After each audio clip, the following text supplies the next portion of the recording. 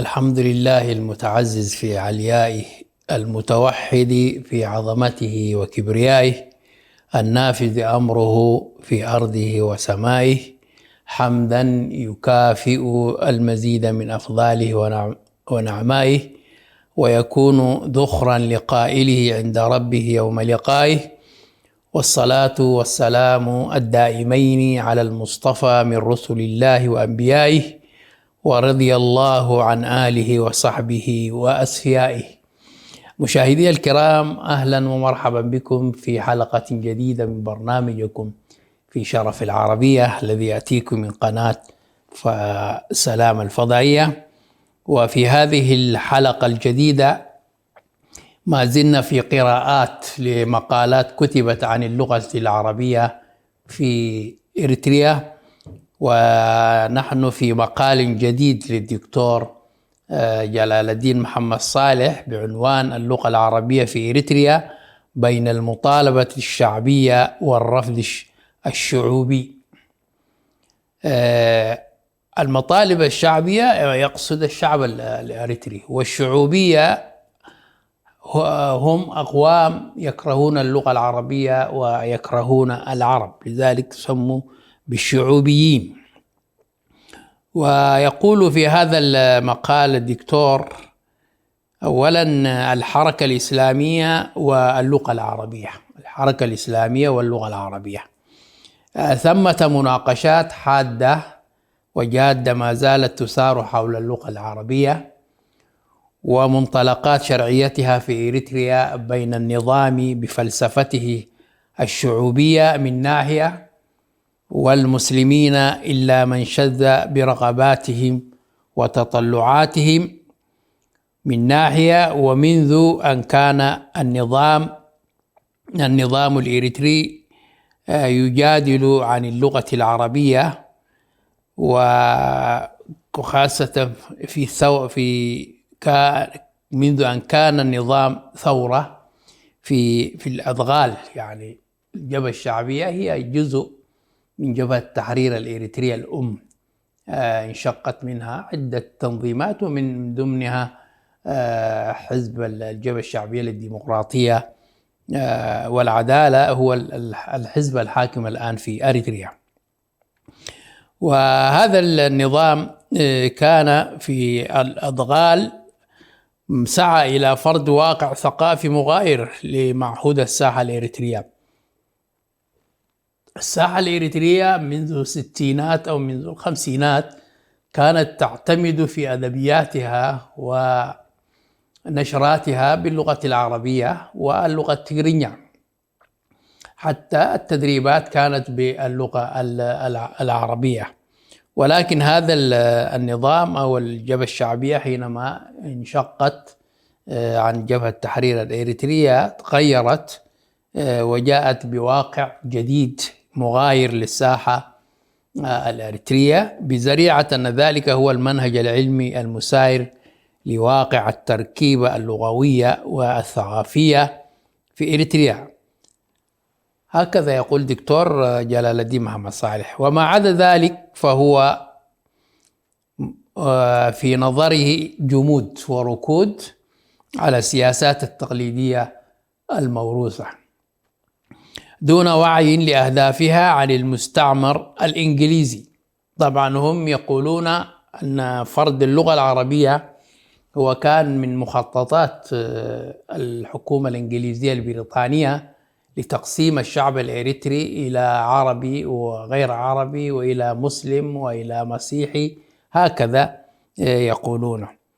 والتاريخ يقول عكس ذلك، أن اللغة العربية هي تجمع كل القبائل العربية المسلمة، ويصلون بها في المساجد ويخطبون الخطباء يوم الجمعة باللغة العربية، وفي المسجد يحضر كل القبائل تحضر في صلاة الجمعة ويستمعون إلى خطبة واحدة باللغة العربية ويستوعبون ذلك. وهذا هو الواقع في إريتريا حتى الآن. في جامع خلفاء الراشدين هنالك خطبة باللغة العربية في البداية، ثم بعد الصلاة هنالك شرح باللغة التجرينية لمن لا يعرف اللغة العربية. وهكذا كان الناس في تعايش، ولكن هناك زمرة تريد أن تفرق بين المسلمين والغير المسلمين، وأن تشتت المسلمين بإبعاد اللغة العربية عن واقع أريتريا. ولكن لله الحمد الآن ظهرت بوادر الالتجاء والرجوع إلى اللغة العربية في أسمرة، حيث فتحت الحكومة الإريترية معهد لتعليم اللغة العربية في إريتريا، ويدرسون فيها الوزراء والمدراء والموظفين في الدوائر الحكومية يدرسون في هذا المعهد. وخرج هذا المعهد حتى الآن دفعة رابعة يعني، وهذا مجهود تشكر عليه الحكومة لاهتمامها باللغة العربية، لأنها من أهمية بمكان في مجتمعنا الإريتري.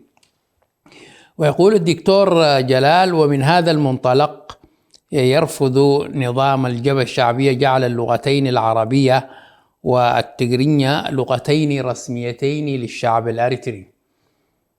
فماذا لو يرفضون؟ لكن الواقع الآن سيتغير بإذنه تعالى، كما هو نص دستور البلاد في فترة تقرير المصير.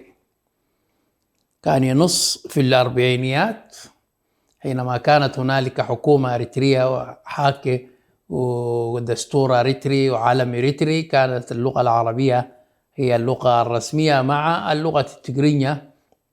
وكما ذكرنا سابقا أن اللغة التجرينية هي لغة عربية جئزية سبعية حميرية، وتكتب بالحرف المسند. مع تطويرها الآن تطورت، هذا الحرف تطور الآن، يختلف عن حرف المسند الذي كان في اليمن أو الجزيرة العربية. فهو كما هو نص دستور البلاد في فترة تقرير المصير، وموضع اتفاق بين بقية فصائل الثورة الإريترية، ويصر على تطوير اللغات أو اللهجات. وبدأ بتدريس ما يسمى بلغة الأم، ولكن للأسف الشديد كان هناك فشل في هذه المدارس التي كانت تدرس بلغة الأم، بينما اللغة العربية نشطت وكانت على مستوى نجاح باهر في المدارس التي كانت تدرس باللغة العربية. ويصر على تطوير اللغات المحلية واعتمادها في لغة للتعليم الابتدائي. يعني الطالب يدرس من الروضة أو حتى الابتدائي بلغة الأم، ثم بعد ذلك ينتقل إلى تعليم باللغة الإنجليزية أو باللغة التجرينية، وكأنه لا يعني لم يستفد مما درسه. ويرى في كل الأطروحات المخالفة جنوحا إلى سياسة التجزئة التي مارسها الإنجليز وجدوا اللغة العربية موجودة قبلهم في العهد الإيطالي، وكما ذكرنا في الحلقات التي مضت أو التي سبقت أن وجود أكثر من 20 صحيفة في إريتريا كانت تكتب باللغة العربية، وكانت تتداول بين الشعب الإريتري، وهكذا هذا في العهد الإيطالي. بعد ذلك حينما جاء الإنجليز وجدوا أن اللغة العربية موجودة في المجتمع الإريتري، وبعد ذلك جاء الإثيوبيون وأوقفوا كل اللغات التجرينية والعربية وفرضوا لغتهم الأمهرية. وكذلك ألقوا العلم الإريتري والبرلمان الإريتري، وضمت إريتريا إلى إثيوبيا مرة أخرى في عام 1957 إلى إثيوبيا مرة أخرى. بعد ذلك قامت الجماهير والشعوب الإريترية بإنشاء ثورة إريترية في عام 1961 التي انطلقت فيها الشرارة الأولى على يد القائد حامد إدريس عواتي رحمه الله. وهذه القناعة التي لخصها في اجتماع جماهيري كبير في أسمرة هو سياسة فورقي بقوله: اللغتان العربية والتجرينية استخدمها في إريتريا إبان الانتداب البريطاني الذي استهدف من وراء ذلك شق المجتمع الإريتري إلى كتلتين، إلى منخفضات ومرتفعات ومسلمين ومسيحيين، وإلى عرب وتجرينيا. هذا في لقاء جماهيري قال هذا الكلام بعد تحرير إريتريا عام 1991. قال: اللغتان العربية والتجرينية تم استخدامهما في إريتريا إبان الانتداب البريطاني الذي استهدف من وراء ذلك شق المجتمع الإريتري إلى كتلتين، إلى منخفضات ومرتفعات ومسلمين ومسيحيين، وإلى عرب وتجرينيا.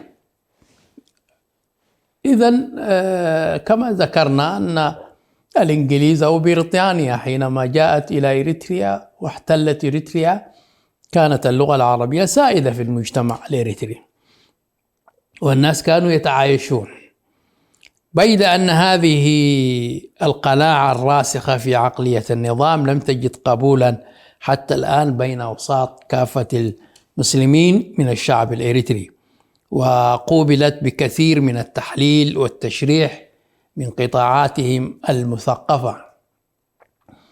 والاهتمام المجتمع الإريتري باللغة العربية وجد كثير من الذين يدافعون عنها في إريتريا، سواء كان في الأربعينيات والخمسينيات من القرن الماضي، وحتى الآن يكتبون عن اللغة العربية ويطالبون بأن تكون هي لغة رسمية في إريتريا وأن تدرس بها في المدارس والجامعات، وما زال الموضوع في حيوية قائمة. ويقول: وحامت حولها شبه وشكوك ولم تحسم المسألة بشكل تحاوري إقناعي، وإنما فقط بقرار فوقي يمثل توجه النظام فحسب، الأمر الذي يحتم تناول القضية بموضوعية صادقة تستحضر معها على الأقل أبرز الموروثات الثقافية الدافعة إلى تبني هذه اللغة دون تلك. إلى فاصل قصير ثم نعود إليكم مشاهدي الكرام.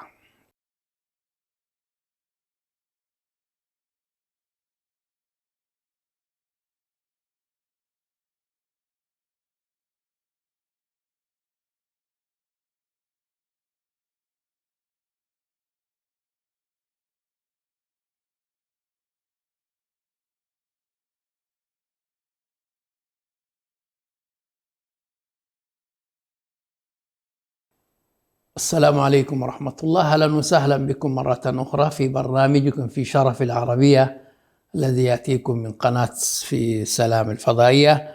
وما زلنا في مقال للدكتور جلال محمد صالح اللغة العربية، وقلنا: وليس كافيا بأي حال من الأحوال الانحصار على المقاصد الاستعمارية في تحليل إرادة المجتمع وميله الثقافي، إلا فإن المعيار الاستعماري قابل بالمقابل لأن يكون منطلق التحليل أيضا في تفسير سياسات النظام الثقافية. وعندما تبقى المسألة مجرد تبادل تهم تفضي في نهاية المطاف إلى اتخاذ مواقف متشنجة تلجأ إلى حلول ممقوتة. فلازم يكون هنالك تفاهم بين المجتمع الإريتري، ويكون هناك دستور، ويكون هنالك ما يسمى بالاستفتاء عن اللغة العربية وهكذا، ويكون هناك نقاشات جادة بين الناس حتى لا تكون المواقف متشنجة. فهي مسألة بسيطة فقط، كيف الناس تتحاور بهدوء، وما الذي يدفع المسلمون أن يطالبوا باللغة العربية. هذه كلها يعني تكون في مائدة نقاش مستديرة حتى يخرج الناس إلى كلام موحد. ويقول الدكتور جلال: ومن ثم لا مبرر للإعراض عن تساؤلات الشعب حول مسألة اللغة العربية. طبعا في أي مكان ذهب إليه النظام أو الحزب يسأل عن اللغة العربية في إريتريا، لأن قضية ملحة. لماذا تهمشون اللغة العربية؟ حتى إذا ذهبوا إلى البلاد العربية يسألون: لماذا تهمشون اللغة العربية وكذا؟ فإذا بحجة أنها تساؤلات كما يقول أفورقي ناجمة عن تراكم المفاهيم السياسية الندية التي عمل الإنجليز، ودائما يركز على الإنجليز على تكريسها منذ 50 سنة. والملاحظ في رئيس النظام أنه يجابه هذه التساؤلات بروح متشنجة ثائرة هي إلى الزجر والاستفزاز أقرب منها للحوار، وفي حين أنه يحيل أمر إثارتها تارة إلى التأثر بسياسات الإنجليز التفتيتية، وتارة إلى عوامل اللجوء والتأثر شعبنا على حد تعبيره بثقافات أخرى. فهم يقولون أن اللغة العربية هي دخيلة على المجتمع الإريتري، ولكن التاريخ ينفي عنها ذلك. وكتب الأستاذ محمد سعيد ناود مقالات عن اللغة العربية، وأكبر مقاله هو ما يسمى في تاريخية اللغة العربية في أريتريا. إذن نراه عندما يتحدث عن دوافع استخدام نظامه للغة العربية في جوانب محدودة من نشاطاته يقول: نحن ندرك من هم جيراننا، وندرك الروابط التاريخية والثقافية التي تربطنا بهم، ومن أجل ذلك نتبنى هذه السياسات وظللنا نعتمد اللغتين في معظم الأوقات. هنالك طبعا قسم اللغة العربية في القناة الواحدة باللغة العربية، والنشر باللغة العربية، وهكذا، وجريدة إريتريا الحديثة باللغة العربية، وجريدة النبض للشبيبة اتحاد الشباب الإريتري، هذه كلها تكتب باللغة العربية. إذن هو يقر أن الجيران كلهم عرب، السعودية، السودان، دول الخليج عامة، كلهم يتحدثون باللغة العربية. وكما ذكرنا بنفسه الرئيس حينما يذهب لا يحتاج إلى مترجم، لأنه يتكلم ويتقن اللغة العربية. إذن هذه حقائق لابد من مناقشتها بهدوء حتى يصل المجتمع إلى نتيجة طيبة. إذن فإذا كنا، يقول دكتور جلال، ندرك ارتباطنا مع جيراننا العرب بروابط تاريخية وثقافية، بل تزاوج، تمازج، تداخل بما يسمى القبائل العربية التي جاءت من الجزيرة العربية، وعلى رأسها قبيلة حبشة العربية التي أنشأت ما يسمى دولة أكسوم. بعد ذلك أنشأت مملكة الحبشة التي تنتسب إلى قبيلة حبشة اليمنية، وهي جاءت قبل الإسلام إلى هذه المنطقة، وكانت تتسع حتى السودان والصومال وجيبوتي كلها كانت، وإثيوبيا وإريتريا كلها كانت تحت مملكة الحبشة. وما المانع من اعتماد هذا الإدراك معيارا لتفسير هذا الإلحاح بدل المعيار الاستعماري؟ الرد حينما يكون هذا ناتج عن مفهوم الاستعمار التقسيمي، يكون هنالك معيار إدراك، معيار لتفسير هذا الإلحاح بدل المعيار الاستعماري. يكون هناك نقاش ويكون هناك تداول بين الشعوب وبين المثقفين وهكذا. وكذلك الآن نجد في الساحة الخارجية للجاليات الإريترية في التواصل الاجتماعي نقاش جاد حول اللغة العربية وأهميتها لإريتريا وأنها كانت لها تاريخ وهكذا. إذن فرفضها عامل اللجوء قبل التحرير مع إقراره بهذا الارتباط التاريخي والثقافي مع الجيران. وهذا القول من رئيس النظام على ما فيه من تضاربات في أن الواقع العملي يؤكد فيما يخص استعمال العربية خلاف ما تضمنه. كما قلنا هو بنفسه يتحدث اللغة العربية في لقاءاته مع العرب، مع رؤساء العرب يتكلم باللغة العربية، لا يحتاج لمترجم وهكذا. فإن الواقع العملي يؤكد فيما يخص استعمال اللغة العربية خلاف ما تضمنه، فالحيز المتاح لها لا يشغل إلا أضيق الأطر في دائرة التعامل الإداري، مما جعل السلطة حكرا. حتى لو وجدنا تصريح السفر مثلا في إريتريا مكتوب بالعربي بالتجرينيا، ولكن طبعا بحجة إنه أن الموظفين لا يعلمون أو اللغة العربية، طبعا يكتبون به. ولكن وجود هذه اللغة في هذه الوثيقة السفرية هذا دليل على أن اللغة العربية لها تاريخ في إريتريا مهما نكر هذا الواقع. فلذلك يقول: مما جعل السلطة حكرا على رجل التجرينيا وعزل عنها رجل اللغة العربية، ولقد حاول أفورقي تحميل اللوم في انكماش وتقلص دور اللغة العربية على غياب المؤهلين. كذلك من الأسباب التي يأتي بها يقول لا نجد موظفين مؤهلين باللغة العربية، حيث يقول: في واقع الأمر لا يوجد في هذا البلد معلمون مؤهلون للتدريس باللغة العربية، فعند الطلب لم نجد سوى شخصين مؤهلين باللغة العربية. هذا هو الواقع. طبعا الواقع غير ذلك. حينما حررت إريتريا أو أخذت استقلالها عام 1993 ميلاد، جاء كثير من الطلاب الذين درسوا في البلاد العربية أو في الشرق الأوسط، وكلهم درسوا باللغة العربية وكانوا معلمون وكانوا معلمين في المدارس الحكومية يدرسون اللغة العربية. ولكن حصل التضييق عليهم ومضايقتهم حتى تركوا البلاد ورجعوا مرة أخرى إلى بلاد المهجر.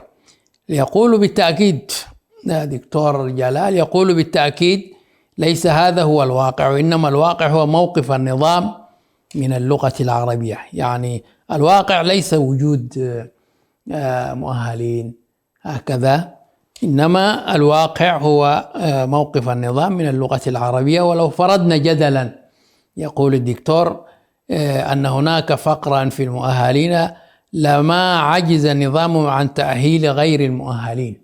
يمكن كان يذهب بهم إلى دورات في السودان أو يأتي وكان هناك خطة كذلك أن يأتوا بمدرسين من السودان ويضع المنهج كذلك في معهد الخرطوم الدولي للناطقين للغة العربية للناطقين بغيرها. فكان هنالك مشروع إنشاء منهج لغة عربية لدولة إريتريا، ولكن عفى عنه الزمن هكذا. فإذا المشكلة أنه لم يؤهل ذاته للتخلص من رواسبها السلبية في الموقف عن اللغة العربية. يعني اللغة الإنجليزية جاءوا بمعلمين من جنوب أفريقيا وجاءوا بمعلمين من الهند لتدريس الطلاب اللغة الإنجليزية، وكيف يعجزوا بأن يأتي أو يرسل طلاب أو يرسل معلمين لتأهيلهم في دول العربية في الجامعات وهكذا. ثم إن إريتريا بارتباطها الثقافي والتاريخي مع العالم العربي ودراسة أبنائها في العواصم العربية يصعب معه بل يستحيل تصور خلوها من مؤهلين ذوي كفاءة عالية. يعني الذين تخرجوا كثير منهم تخرجوا من السودان، من ليبيا، من الكويت، من العراق، من السعودية، كلهم الذين تخرجوا وجاءوا بعد التحرير إلى مؤهلين لتدريس هذه اللغة العربية. إن عقدة المشكلة لا تكمن إلا في فلسفة النظام ومنهجية تعامله مع اللغة العربية.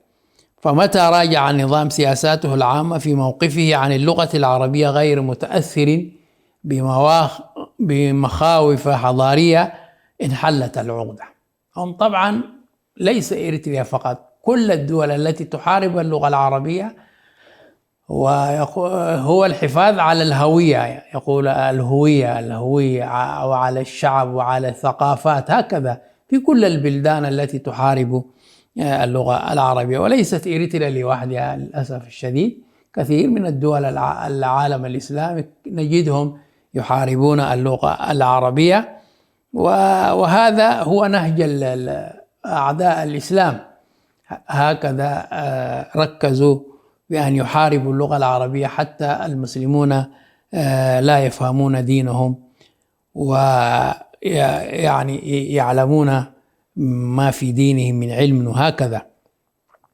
والموضوع طويل جدا، إلى حلقة جديدة إن شاء الله. استودعكم الله، السلام عليكم ورحمة الله وبركاته.